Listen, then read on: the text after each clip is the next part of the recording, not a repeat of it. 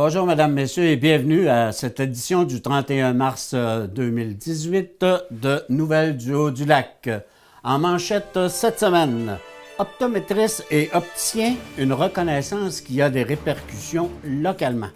Le père et la fille à la dictée des écrivains. Les travaux au pont de Dolbeau reprennent. Optométristes et opticiens, un débat de pratique aux répercussions locales. Les négociations entourant la rémunération des optométristes par la Régie de l'assurance maladie du Québec, le débat entourant les responsabilités de pratique entre les optométristes et les opticiens ont des répercussions au niveau local, en particulier pour les opticiens qui exercent leur profession dans les bureaux indépendants des optométristes. La propriétaire de l'entreprise Madame Lunette, Cynthia Allard, souligne que des pressions sont exercées auprès des clients des optométristes afin qu'ils se procurent leurs lunettes chez les opticiens ou les optométristes pratiques au détriment des entreprises d'opticiens indépendantes. Madame Allard explique ainsi les façons de faire et les conséquences sur sa clientèle. En fait, moi, première des choses, ma clientèle est beaucoup une clientèle qui n'ont pas de revenus, qui peuvent avoir des problématiques mentales, des problèmes de troubles anxieux. Donc, déjà, en partant d'aller chez l'optométriste, c'est anxiogène pour eux. Et ensuite, d'être obligé de se justifier pour avoir leur prescription, puis ensuite faire part à des commentaires de va pas à tel endroit, ce qu'elle va te vendre, c'est du bas de gamme, tes lunettes ils marcheront pas. Ben, c'est d'autant plus anxieux et ils sentent pas libres de leur choix, ils sentent pas libres de dépenser leurs sous. Toujours sur ce dossier, les optométristes qui reçoivent une rémunération de la part de la RAMQ veulent se retirer de la RAMQ comme moyen de pression afin d'obtenir une hausse de leur rémunération. Les groupes de protection des démunis de la région, comme l'Astuce à Saguenay, dénoncent cette intention en soulignant que les optométristes prennent en otage les démunis de la société qui sont en droit de recevoir des services de professionnels en ayant recours aux fonds disponibles à la RAMQ. Madame Allard rappelle que les ordonnances pour des lunettes sont de la responsabilité des optométristes et selon leur code de déontologie, ils ne peuvent favoriser l'achat des lunettes selon telle ou telle entreprise d'opticiens. Cynthia Allard rappelle ainsi que les ordonnances appartiennent aux clients et qu'ils peuvent les faire remplir par les opticiens de leur choix. Ben, du moment où ce que le client a payé son examen de la vue, la prescription lui appartient. Donc, il y a un article dans la loi qui est l'article 40 que là, on le savait pas, mais qui semble avoir été abrogé depuis 1990, mais qui va être remis dans le nouveau code de déontologie, qui dit que le professionnel doit respecter le choix du patient d'aller faire sa lunette à l'endroit où il le désire. Donc, oui, les gens, ça leur appartient, puis ils l'ont payé. Ils sont pas obligés de consulter le médecin puis d'aller dans la même pharmacie où ce que lui travaille. Hein. Madame Lunette n'est pas la seule entreprise d'opticienne indépendante à subir les contre-coups de la négociation en cours entre les optométristes et le gouvernement. Elle souligne qu'il faut profiter de la négociation actuelle pour rémunérer adéquatement les optométristes, ce qui les rendra plus indépendants des grandes firmes d'opticiens. Nous sommes habilités à fournir un service professionnel de qualité et de vendre des lunettes à des coûts inférieurs aux grandes chaînes, de conclure Cynthia Allard. Le père et la fille à la dictée des écrivains. La jeune Élise Lavoie et son père Luc Lavoie de Dolbeau-Mistassini ont participé en fin de semaine dernière à l'édition 2018 de la dictée des écrivains, dictée écrite et lue par l'auteur Marie-Ève Roy, originaire de Saint-Félicien et caméra woman et monteuse à la TVL DM9. La jeune Élise Lavoie a su battre son père en se classant deuxième dans la catégorie Benjamin, alors que Luc, professeur de français, s'est classé quatrième dans la catégorie senior. 29 participants et participantes ont pris part à cette compétition annuelle. Élise nous a fait part de sa motivation et de ses sentiments par suite de cette performance. J'aime ça parce que ça me permet de m'enrichir puis de savoir des nouveaux mots.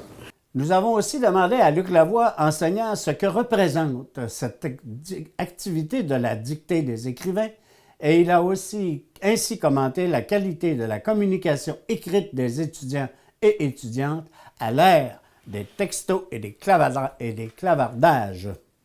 En fait, en tant que professeur de français, nous, on donne encore des dictées, là, contrairement à ce qu'on entend des fois dans les journaux, là. La dictée, bien évidemment, c'est une façon de se mesurer un peu. Comme l'a dit ma fille aussi, d'acquérir des nouvelles connaissances, de connaître des nouveaux mots. Et puis, c'est un challenge aussi. Puis ça, Puis même avec les jeunes avec qui je travaille à l'école, les jeunes aiment ça être challengés. Au niveau municipal, il y avait 2 élèves du secondaire qui participaient ici à Dolbeau. Puis quand on est arrivé au régional, là, chaque municipalité il y avait au moins un adolescent. Puis curieusement, par contre, vous parlez des nouveaux modes de communication, là. Ce qui est intéressant de constater, c'est que quand les élèves font des productions écrites, quand ils ont à écrire un texte qui compte, on ne voit pas de traces de textos, de mots coupés comme ATK ou des trucs comme ça. Là. Je vous dis, là, j'en vois pas.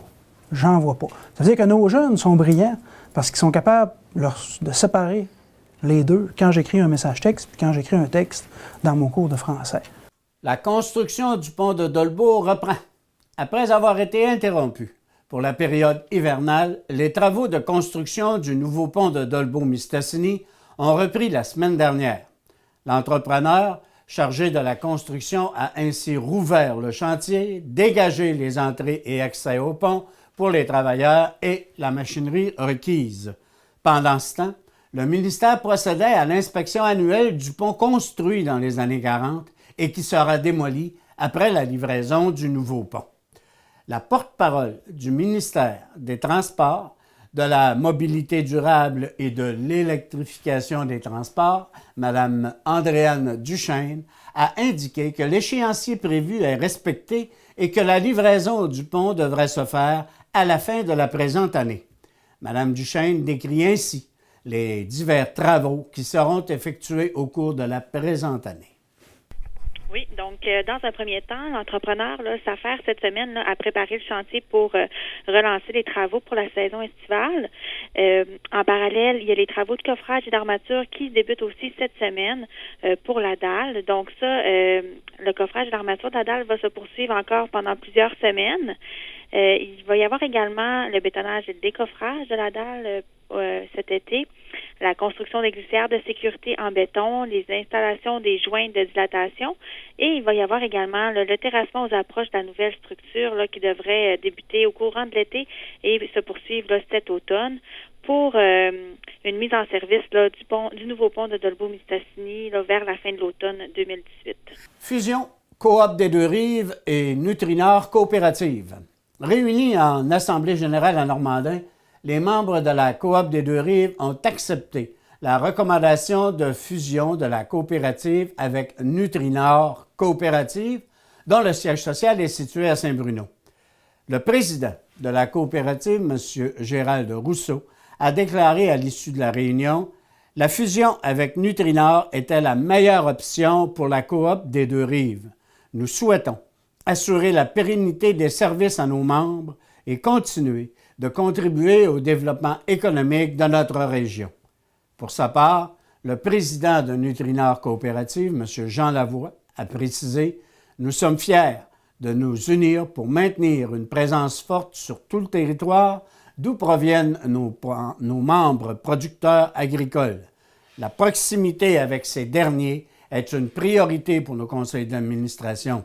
Nous souhaitons demeurer forts dans les secteurs dans lesquels nous sommes impliqués.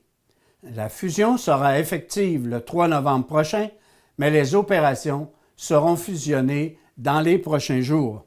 La coopérative des Deux-Rives était impliquée dans la prestation de services et produits agricoles, de même que dans les secteurs de la quincaillerie et du pétrole. Son actif a une valeur de 13 millions de dollars et elle a généré un chiffre d'affaires de 21 millions de dollars pour son exercice terminé le 3 novembre 2017. Intronisation de 8 personnalités dolmissoises au parvis de l'Hôtel de Ville. La ville de Dolbeau-Mistassini invite toute la population à assister à la cérémonie d'intronisation au parvis des Bleuets étoilés de 8 personnalités originaires de Dolbeau-Mistassini le 2 juin prochain. Véritable temple de la renommée de Dolbeau-Mistassini, le parvis des Bleuets étoilés consistera en un aménagement paysager créé sur les parterres de l'Hôtel de Ville autour d'une série de stèles consacrées à chacune des personnalités honorées. Une œuvre personnalisée en bronze signée de l'artiste sculpteur Carole Desgagnés coiffera ces stèles. Ainsi, le nom des 8 premières personnalités honorées seront dévoilés à cette occasion, de même que l'œuvre qui les représentera. Cette activité de commémoration fait suite à la tenue des fêtes du 125e anniversaire de l'arrivée des trappistes à Dolbeau-Mistassini, dont la programmation s'est déroulée l'an dernier. En conférence de presse, la Ville a souligné que le parvis des Bleuets étoilés s'inscrit dans les volets du programme de commémoration toponymique de Dolbeau-Mistassini. En conférence de presse, le maire de Dolbeau-Mistassini, M. Pascal Cloutier, a ainsi précisé en quoi sera constitué le parvis des Bleuets étoilés. Bien, écoutez, c'est un legs du 125e. C'est des discussions qu'il y a eu à ce moment-là. Et le but premier, c'est vraiment de reconnaître des gens de Dolbeau-Mistassini au niveau culturel, au niveau artistique, de tous les secteurs. Puis ça, je pense que c'est un besoin qu'on avait. Puis de le faire dans le cadre du 125e, puis de le faire aussi attaché avec l'Hôtel de Ville, parce qu'il va y avoir vraiment, ça va être quelque chose, je pense, qui va être assez exceptionnel, puis que les gens vont apprécier. Puis c'est vraiment de laisser une marque là, dans le milieu de ce qui s'est passé durant les dernières années. 5 personnalités originaires de Maria-Chapdelaine honorées lors du gala de la Société de l'Ordre du Bleuet. C'est à Dolbeau-Mistassini, plus précisément à la salle de spectacle Desjardins Maria-Chapdelaine, que se tiendra le 2 juin prochain le 9e gala de l'Ordre des Bleuets du Saguenay-Lac-Saint-Jean. Placé sous la présidence d'honneur des hommes d'affaires Robin Bouliane et Camille Vézina de Dolbeau-Mistassini, ce congrès rendra hommage à 10 personnalités qui deviendront membres de l'Ordre du Bleuet. Parmi les personnalités honorées, 3 sont originaires de la MRC de Maria-Chapdelaine, soit Mme Colette Hébert-Boilat de Dolbeau-Mistassini dans la catégorie Engagement, Marie-Nicole Lemieux, originaire de Dolbeau-Mistassini dans la catégorie Diaspora, et André Dédé Fortin, originaire de Saint-Thomas-Didyme, pour la catégorie lauréat du titre posthume. Ces 3 personnalités deviennent membres de l'Ordre, tout comme Jacinthe Couture, Guylaine Grégoire, Micheline Hamel, Lynn l'Italien, Christian Roberge dans la catégorie lauréats régionaux, Danny Turcotte dans la catégorie Diaspora et Jean-Paul Lapointe dans la catégorie lauréat à titre posthume. La présidente du comité de l'Ordre des Bleuets, Mme Christiane Laforge, rappelle ici les objectifs et la mission de l'organisme qui compte 87 membres depuis sa création en 2009. L'Ordre du Bleuet a été créé par Jérémy Gials, qui est un artiste peintre et un Saguenéen d'adoption. Et son but, c'était de permettre de reconnaître exclusivement la richesse culturelle, la richesse des artistes du Saguenay-Lac-Saint-Jean. Parce que partout où on va, ils sont très, très présents dans beaucoup de disciplines, sinon toutes. Alors, ce qu'il voulait, c'était un ordre qui ne rendait hommage qu'aux arts et au patrimoine. Et on pense, à notre connaissance, qu'il n'en existe pas d'autres semblables à celui-ci. En entrevue cette semaine, nous accueillons Elliot Lapointe, qui est agent responsable du projet de la stratégie de main-d'œuvre au niveau de MRC de la région, du comté de Roberval, pardon, et il a d'ailleurs présenté cette nouvelle stratégie aux principaux intervenants il y a maintenant 2 semaines. Monsieur Lapointe, on a présenté la semaine dernière le plan stratégique, si je peux m'exprimer ainsi, de cette stratégie de main-d'œuvre. Dans un premier temps, est-ce que vous pourriez nous indiquer, on parle de 4 axes d'intervention, nous indiquer c'est quoi les axes d'intervention qui vont se faire pour aider justement nos entreprises, notre milieu à recruter davantage au niveau de la main-d'œuvre? Oui, c'est ça. En fait, il faut comprendre la stratégie de main-d'œuvre. Avant tout, c'est un support au territoire pour affronter la pénurie de main-d'œuvre. Donc, on parle d'un support aux entreprises, un support aux individus, un support aux municipalités, et tout ça s'insère dans une démarche de marketing territorial. Quand tu me parles du marketing territorial, tu me dis quoi? Qu'est-ce que ça mange en hiver, c'est ça. Le marketing territorial, c'est un courant de plus en plus en vogue. On le voit beaucoup en Europe. On parle de la pénurie de main-d'œuvre, ça touche toutes les régions du Québec, ça touche les 16 régions du Québec. Donc, qu'est-ce qui va faire en sorte qu'une région va s'en sortir plus qu'une autre? C'est que les territoires, les régions ont à se vendre comme des produits, ont à développer leur offre, segmenter leur offre pour se vendre, puis se compétitionner entre eux. En ce qui regarde maintenant, quand on parle d'amener un support à l'entreprise, ça veut dire quoi? Ça veut dire que j'ai quelqu'un qui va aller voir les entreprises puis qui va dire « Moi, essayer de te trouver du monde », ça va être quoi ce support-là? Bien, quand on parle de pénurie de main-d'œuvre, il y a 2 façons de le voir. Bon, c'est sûr, c'est une problématique, mais moi, j'entends de plus en plus la pénurie de main-d'œuvre. On voit ça sous un bon œil parce que ça amène les entreprises à innover, à essayer de se démarquer puis à s'adapter aux nouvelles réalités. De plus en plus, on voit la relation employeur-employé, candidat qui cherche une job. C'est plus les employeurs qui ont...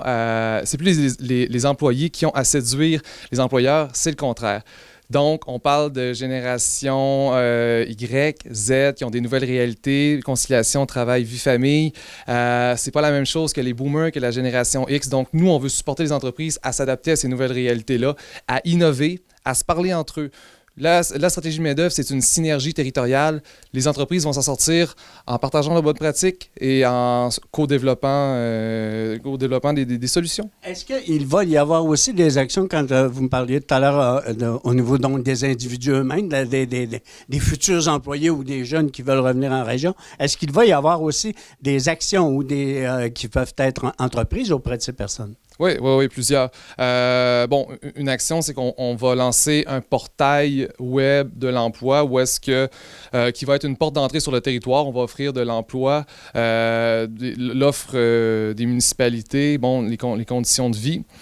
Aussi, la stratégie de main-d'œuvre, c'est qu'on veut desservir tous les individus. Par exemple, il y a déjà Place aux jeunes en région qui dessert les moins de 35 ans, mais diplômés. Donc, quelqu'un qui a 22 ans, qui n'a pas de diplôme, qui a seulement secondaire 5, il ne peut pas recevoir les services de Place aux jeunes. Même chose pour Porte ouverte sur le lac avec les immigrants qui sont au Québec de moins de 5 ans. Donc, la stratégie de main-d'œuvre va desservir toutes les populations. On va pouvoir, par exemple, si c'est un retraité qui veut retourner au travail à temps partiel, on va pouvoir le desservir et voilà. Donc, ça touche vraiment tout le monde. Donc, c'est donc des services directs à ce moment-là, par des individus ou par les moyens de communication qui est entre autres le web, qu'on va pouvoir tenter de rejoindre cette clientèle. Oui, exactement. C'est une approche personnalisée. On vend un territoire, on ne vend pas des palettes de chocolat. C'est compliqué, c'est une grosse démarche. Donc, dans le processus d'adoption du territoire de la personne, nous, on va apporter une approche qui est personnalisée. On parle de marketing relationnel. Donc, où est-ce que la personne est? Elle a seulement besoin d'informations sur le territoire. Elle est prête à l'intégrer, elle est prête à trouver un emploi. Donc, c'est pas seulement l'emploi, mais c'est un ensemble. Donc, c'est pour ça la nécessité que les entreprises et les municipalités se parlent entre elles. Tu m'amènes justement sur ce point-là. C'est quand même fondamental, je suppose, de mobiliser l'ensemble de tous les intervenants, et économiques, et politiques, et sociaux, de pouvoir se dire, oui, on a une réalité de besoin de main-d'œuvre et surtout aussi d'augmenter notre population régionalement. Donc, c'est donc un exercice au départ de concertation et de travail en commun que vous allez devoir mettre de l'avant. C'est le nerf de la guerre. Puis on le voit déjà, on a un bel exemple. La MRC Maria Chapdelaine, Domaine du Roi veulent travailler ensemble. Par exemple, oui, si je prends exemple à Dolbeau-Mistassini, oui, la municipalité de Dolbeau-Mistassini veut innover, veut attirer les citoyens, mais si elle parle en termes de territoire, mais c'est là que c'est beaucoup plus porteur et rien n'empêche à la municipalité de Dolbeau d'être attrayante. Et un coup que le comté Roberval va avoir attiré des citoyens, il y aura le choix d'aller à Dolbeau, à Saint-Félicien ou à Roberval. Est-ce qu'on prévoit Est-ce qu'on prévoit de mettre de l'avant dès cette année ou dès l'an prochain ou les éléments de cette stratégie? Et qui, en fait, va avoir à piloter, si je peux m'exprimer ainsi, l'ensemble de ces services? Ben, il y a eu un lancement aux élus la semaine passée, aux élus, aux institutions scolaires, aux CIUS, à Desjardins. Donc, nous, premièrement, c'est qu'est-ce qu'on veut développer? C'est une alliance stratégique qui va voir aux grandes orientations stratégiques de la stratégie et on va lancer ça dans les prochains mois. C'est une grosse démarche, il y a une phase en amont qui est très, très importante et on n'aura pas deux chances, là, donc il faut être prêt quand ça va être lancé. C'est-à-dire qu'on sait que cette pénurie de main-d'œuvre-là est présente, comme tu disais tout à l'heure, partout au Québec et on est actuellement dedans. Est-ce qu'au cours des premières consultations que vous avez été amené à faire pour rédiger ça, vous avez pu vous rendre compte de l'ampleur au niveau du comté de Roberval exactement de ce qu'est cette demande? Oui, bien, ça touche tout le monde. Puis on parle de pénurie de main-d'œuvre, mais on devrait même parler de rareté de main-d'œuvre. Parce que la pénurie de main-d'œuvre, c'est seulement dans un secteur. Donc, c'est partout. Puis on aurait pu la voir venir, là, ça fait longtemps, là, le vieillissement démographique, l'exode des jeunes. Mais toutes les entreprises sont touchées. Et quand elles ne sont pas en plein dedans, ben ils la voient venir dans les prochaines années. Les départs à retraite sont importants. Et on voit que dans la dernière année, entre autres, là, ça l'a explosé. Puis il faut être proactif, là. Et tout de suite. Tout de suite, puis il faut se parler, il faut se mobiliser. On dit mobiliser à l'intérieur, séduire à l'extérieur. Donc, voilà. Ça va être ton leitmotiv, le leitmotiv, en fait, de cette stratégie. Oui, on le martèle sans cesse, c'est ce qui pogne. Mobiliser à l'intérieur, séduire à l'extérieur, oui. Merci beaucoup, M. Lapointe, de ces informations sur la stratégie de main-d'œuvre. Merci. Pour les convocations, nous rappelons que pour le Fonds d'excellence à la jeunesse Desjardins, les bourses d'études sont de retour jusqu'au 15 avril. Inscrivez-vous à la 29e édition du Fonds d'excellence à la jeunesse Desjardins qui vise à valoriser les modèles positifs au sein de la jeunesse locale. La remise des bourses aura lieu, quant à elle, durant un gala à la salle de spectacle Desjardins Maria-Chapdelaine le 1er mai prochain. Pour s'inscrire au programme, les bourses offertes pour la formation professionnelle, le niveau collégial et universitaire, les étudiants doivent être domiciliés dans le territoire de la Caisse Desjardins du Nord du Lac-Saint-Jean et remplir les formulaires d'inscription. La Chambre de commerce et d'industrie de Dolbeau-Mistassini tiendra une conférence, un déjeuner-conférence, donc le jeudi 19 avril à l'Auberge de diligence de Dolbeau, alors qu'elle recevra Maître Pierre Hébert, conférencier, qui viendra entretenir les personnes présentes sur l'impact de la légalisation du cannabis sur le milieu de travail.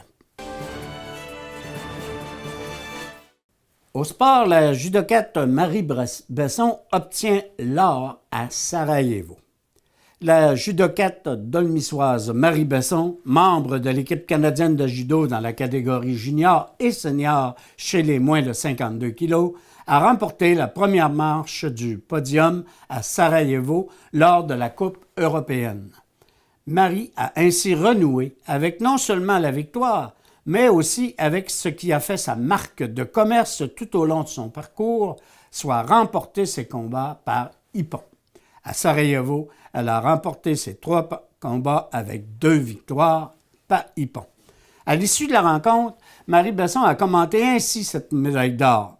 « Ça a été une journée et une semaine difficiles où j'ai eu de la misère à me motiver en raison de ma 5e place de la semaine dernière qui m'a un peu découragé.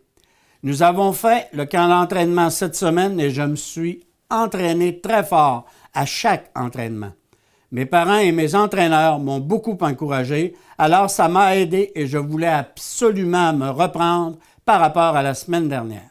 Finalement, ça a été ça ma motivation d'aujourd'hui et ça a super bien été. J'ai tout gagné, a-t-elle raconté. À sa 3e année comme membre de l'équipe canadienne de judo, Marie Besson amorce la présente saison avec la volonté de se maintenir parmi les meilleurs au monde et se retrouver sur les podiums lors des diverses compétitions internationales à laquelle elle participe. Le club de curling ouvre ses portes aux amateurs. Au Centre civique des Jardins de Dolbeau-Mistassini s'est tenue cette semaine la première édition du tournoi Pierre et Bière, un tournoi de curling amateur. Une cinquantaine de joueurs et joueuses, regroupés dans 12 équipes, ont participé à cette première édition. Qualifié de véritable succès par Maxime Pearson, l'un des initiateurs de l'événement, le tournoi devrait revenir l'an prochain. Maxime Pearson a présenté ainsi les objectifs et le pourquoi d'un tel événement. Nous, on a un moment dans l'année qui est propice puisqu'on vient de sortir des Olympiques. Les gens ont regardé le curling à la télévision. Il y a eu de l'intérêt. Nous, à Dolbeau-Mistassini, on a des super belles installations. Le Centre civique des Jardins de Dolbeau-Mistassini est très bien situé, très bien entretenu. Il y a un service de bar, une belle grande salle. Il y a des estrades pour voir les matchs. Les glaces sont de belle qualité. Puis, malheureusement, la relève n'était pas là. Donc, on essaie de créer des événements comme ceux-là qui sont très inclusifs et qui permettent aux gens de s'initier au sport. Le club de patinage artistique Les Perles Bleues de Dolbeau-Mistassini a présenté son spectacle de fin d'année le 24 mars dernier à l'aréna du secteur Dolbeau. En plus des 16 prestations individuelles, les spectateurs et amateurs de patinage artistique ont pu applaudir à la présentation de chorégraphies de groupe qui a permis à une quarantaine de patineuses lors de ce spectacle de se faire valoir et le spectacle était intitulé « Rythme sur glace ». L'édition de cette année a accueilli la patineuse Sarah Maud Lebel de Saint-Félicien qui a présenté, entre autres, un programme long. Parmi les patineuses qui ont effectué une chorégraphie en solo, on retrouve Pascal Delisle, Elisabeth Paré, Maggie Allard, Héloïse Duchesne, Saskia Duchesneau, Noémie Bouchard, Amélia Saint-Pierre, Justine Pagé, Émy Bergeron, Alice Raté, Émilie Tremblay, Maësie Bergeron, Florence Richard et Marie-Ange Larouche. Voilà, c'est ce qui met fin à cette édition du 31 mars 2018 de Nouvelles du Haut-du-Lac. Nous vous invitons à être des nôtres la semaine prochaine pour une autre édition d'un résumé de l'actualité locale.